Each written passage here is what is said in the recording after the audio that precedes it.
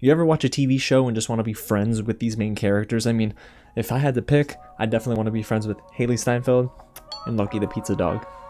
So adorable.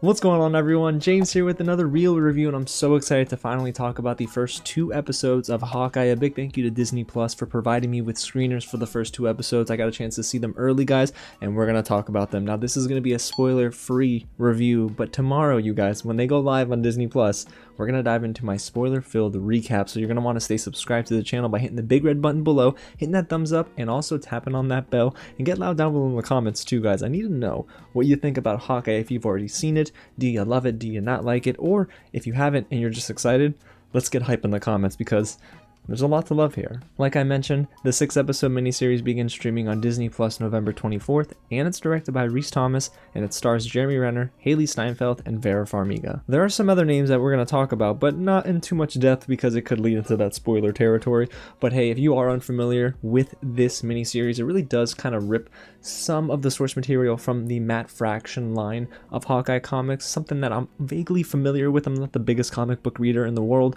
but I did read a couple of issues, and I won't lie, this is giving me the same vibes. Alrighty, so let's dive into the story a little bit. It's Christmas time in New York City, and former Avenger Clint Barton has a seemingly simple mission: get back to his family for Christmas. But when a threat from his past shows up, Hawkeye has to team up with Kate Bishop, a skilled archer. She's 22, but she's also his biggest fan, and they have to work together to unravel a criminal conspiracy before it's too late. Not gonna lie, just reading that description made me want to go back and watch these first 2 episodes again, but man, there's so much to unpack here. So let's dive into exactly what works for me over these 2 episodes, and it starts with this being exactly what fans of the MCU want if you're a fan of phases 1 through 3. So if you're a big fan of that old formula, this is really going to whet your appetite because it's the most MCU of any of the shows so far in phase 4. It doesn't deal with cosmic entities, multiverse stuff, and it really doesn't get into time travel, at least so far. So this is going to be very easily digestible and accessible for fans of just MCU proper with the movies. And it's also really grounded too. It gives me this very realistic feel. And I say that because Clint Barton is now dealing with hearing loss. He has to wear a hearing aid. We see him at the Rogers musical during this very cute and very funny segment in episode 1 where you essentially learn that, man, he's really kind of aging and he's beaten up a bit. And it's also really interesting to see that Hawkeye's being overlooked as an Avenger. But then on the other hand, you have Kate Bishop who wants to make a difference and be a hero, but she just doesn't know what it takes yet. So it's this foundation that really does get explored in episode 1, and it really sets the stage for something pretty darn good in episode 2 and beyond. And I also love how the action is shot and framed. There's a ton of hand-to-hand combat with Kate and some amazing displays of archery as Hawkeye and Kate are defending her apartment from the tracksuit mafia. Now that's just one example of some amazing archery that's on display in these first 2 episodes, but my goodness, it feels great. I mean, it looks even better. The way that this is shot, it's easy to track the action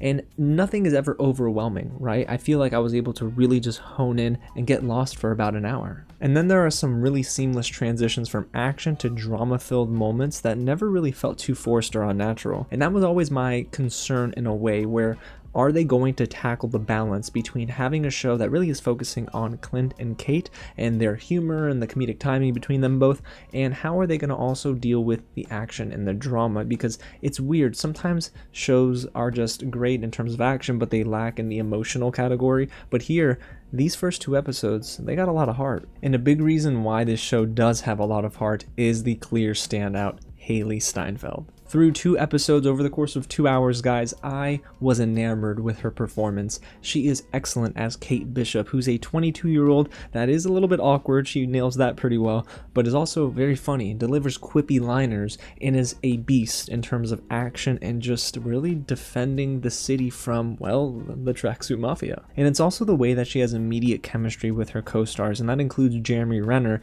I thought both of them not only had amazing back and forth dialogue, but there was a great sense of fun that really was just coming through the screen. And that's the thing. I mean, it's lazy to just say that things are fun, but honestly, seeing both of them act alongside each other, it was fun. Hailee Steinfeld made this so entertaining, and it's really because of her screen presence and her acting ability, because when it came to the more emotional moments, right, those dramatic moments where she's lacking a father figure in her life and struggles to find that connection between her mother and her mother's fiance, is a little, it sometimes can be a little forced, but with Hailee Steinfeld, it never felt that way. So I do love the fact that she was able to really convey a great sense of acting ability on top of just being an awesome action star. And guys, it's confession time, because I wasn't the biggest Hawkeye fan during the Infinity Saga, but through 2 episodes in this miniseries, I actually came to really enjoy this take on Clint Barton. Jeremy Renner just does an amazing job with the source material, and if anything, this is actually giving him a little bit more shine, so his character has layers. In the movies, I never felt that Hawkeye could connect with me on an emotional level, but I at least can understand the character of Clint Barton much more than I ever did in the movies. And like I mentioned earlier, this is clearly ripped straight from the Matt Fraction comic book run. I mean, it really hits it on the nose with the opening credits of episode 1 and the end credits of episode 2. But it's just amazing to see this fresh approach to an Avenger that was a part of the OG crew back in 2012. So this is just beautifully done so far, and I love what they're doing with Jeremy Renner in this role. And even though Hailee Steinfeld is clearly being propped up as the main character in this miniseries, a la Yelena Belova in Black Widow, I think Jeremy Renner works really well on his own. There's something just so warm and inviting about his performance as Hawkeye here, because we do get glimpses into his personal life with his family much more than we do in the movies, whether it be phone call conversations with Linda Cardellini. She plays Laura Barton, and they're lovely together. And I do like the fact that we start to see his family growing up, right?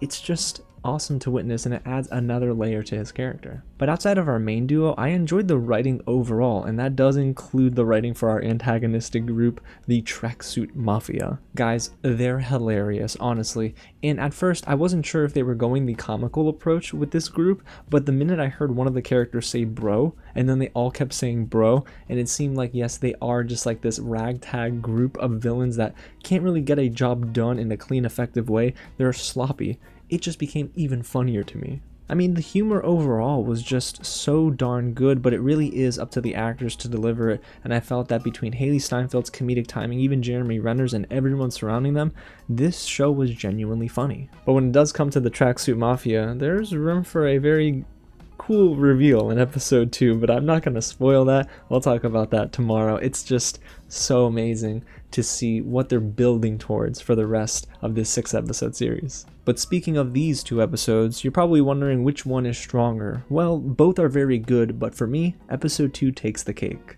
And now I really want cake. Actually, I should have said pizza because, lucky. Anyway, I still think that both episodes, again, are good. But for me, episode 1 was a lot of table setting and less action-oriented, more in-your-face, back and forth kind of dialogue that you get in episode 2. And honestly, the bread and butter for these next 4 episodes really is going to be that back and forth between Jeremy Renner and Hailee Steinfeld. However, I did appreciate the callbacks in episode 1. There's the attack on New York that they talk about and show, and I do love the fact that we start to see different connections between Hailee Steinfeld as a kid to now, and I guess her connection and affinity for Hawkeye. But again, it really is episode 2 that hits the ground running, and it even has more Pizza Dog.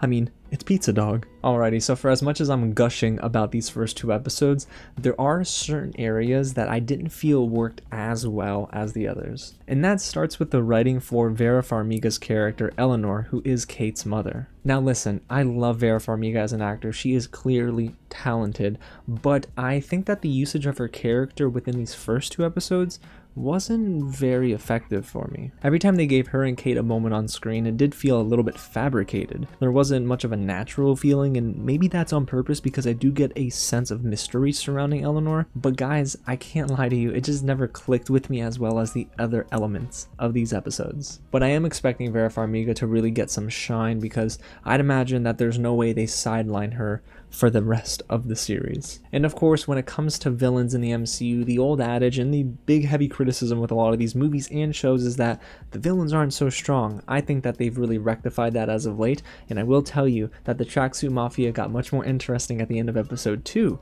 but some of the other villains they introduce, I don't think play as well for me. There are just some really hokey performances, and not in a good way. That does include Tony Dalton as Jack. Now Jack is dating Eleanor, and there's some clear tension between Kate and Jack, but I will tell you that for all the good that they did in episode 2 with this character, outside of this one dinner table moment, I never really felt like it worked for me. It didn't click, and it kind of just felt like, oh, there's Jack, or oh, there's another villainous subplot. Like, it just sort of breezed by, and I never really paid it any mind. Now again, this is just 2 episodes, and I know it's a TV show, so you're not getting everything right away, so I am willing to be patient, but overall, you guys, Hawkeye episodes 1 and 2, it's a solid start to something that I have a feeling is going to turn into something great. Hailee Steinfeld is a bona fide star, and she fits into the MCU perfectly right alongside Jeremy Renner, who you can tell is almost passing the mantle. But honestly, I think that's cool because they're doing so in a unique way with this series so far,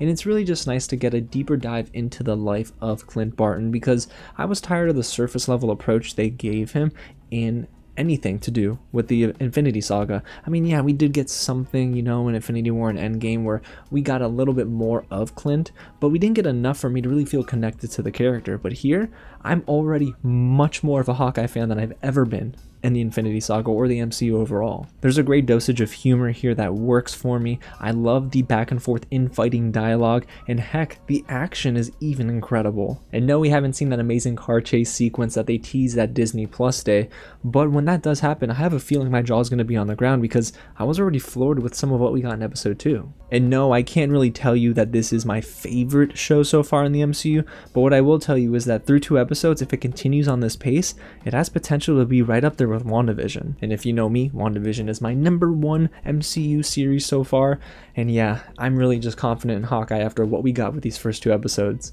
So there you have it, you guys. That's my real review of Hawkeye, which is again streaming on Disney Plus November 24th. And yes, I'm gonna drop my spoiler-filled review and recaps of episode 1 and 2 tomorrow. So you're gonna want to stay subscribed to the channel. Go ahead and hit the big red button below. Tap on that bell and hit the thumbs up button again if you are a fan of Hawkeye, if you're a fan of Kate Bishop, and especially if you're a fan of Lucky the Pizza Dog.